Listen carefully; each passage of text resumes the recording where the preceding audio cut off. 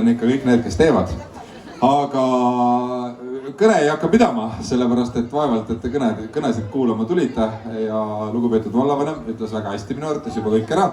Et minul on ainult soov öelda suur aitäh kõigile neile, kes tegid neid aknaid siin Rahvamajal ja kes tegid neid aknaid kohvikul. Ja ma tahan välja tuua 4 nime, tänu kellele kogu see möll, kes võib-olla seal taga natuke rohkem niite tõmbasid või rohkem vaeva nägid. Et need majakesed siin on osaliselt tänu Mihkel Punsole. Mihkel, kuskil siin, aitäh sulle! See turumelu on kindlasti väga palju tänu Kadri Piusile. Kadri, aitäh sulle!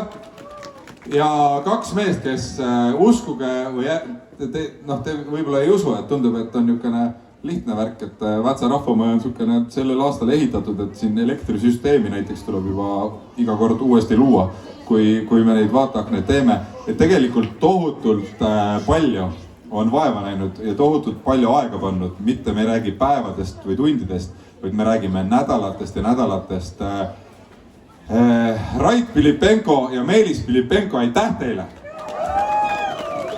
Et tõesti palju nad elasid, tegelikult nad elavadki siin Rahvamajas umbes, aga nüüd nad elasid nagu täiega, tegelikult elas väga palju inimesi. Ma kolisin ka siia paariks päevaks sisse, väga tore oli nendega. Ja tõesti nagu äge on nagu vaadata seda, kuidas vahet ei ole, kas sa oled väikene või suur, tuled ja teed nagu väga palju.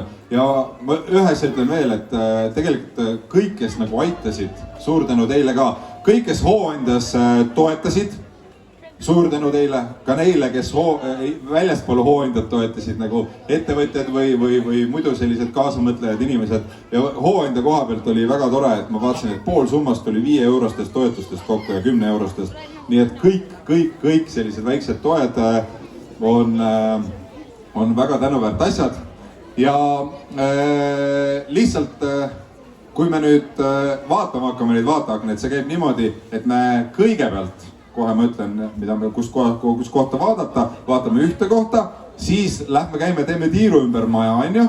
Ja ärge siis sellega lõpetage, sellepärast et kohviku juurde lähme pärast ka. Kohviku juures on ka vaateaknad kaunistatud, sest teil on kõige suuremad vaateaknad üldse nagu meil siin Väätsal nii-öelda klaasipinna mõttes.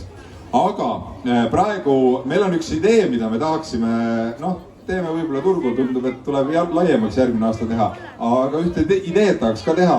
Meil on siin keset järve üks saar ja see on üleskutse kõigile neile, kes järgmine aasta tahaks kampu lüüa. Et ma tean, et Türi vald on öelnud, et sinna saarele saab järgmisel aastal äkki elektri panna, siis võiks selle saare nagu ägedaks teha ka nagu samal ajal kui jõulud on. Ja et te saaks aru, kuidas seda saart ägedaks võiks teha, siis mõned väga tublid inimesed on teinud mõned toredad kujud. Et neid näha tuleb nende putkade taha sinna, kus meil jõulukuusk on. Sinnapoole vaadata. Meil on kuuse all väikene päkavik, sa võid need põlema panna nüüd. Vaatame, näete, ise meisterdatud ei ole kerge, ei pea ostma poest 20-30 000 euro eest. Võib niisama ka nagu meisterdada. Sellised kujud, ma arvan, et ei ole raske asi. Pärast võite ka vaadata, kui kõik praegu ei näe, aga selliseid asju nagu on ka väga tore teha tegelikult. Nii. Ja nüüd minu arvates on see koht, kus kohas härrased, kes te majas olete, vaata aknad, palun, lähme vaatama kõik koos.